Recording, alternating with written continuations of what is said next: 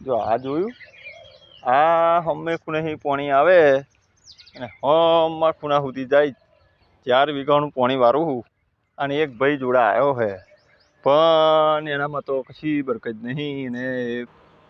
મરેલા જેવો પકડી લાવ્યો હું ને આ બાજરી 4 વીઘા કરી છે ને બીજું પાણી કેવી રીતનું મારીશ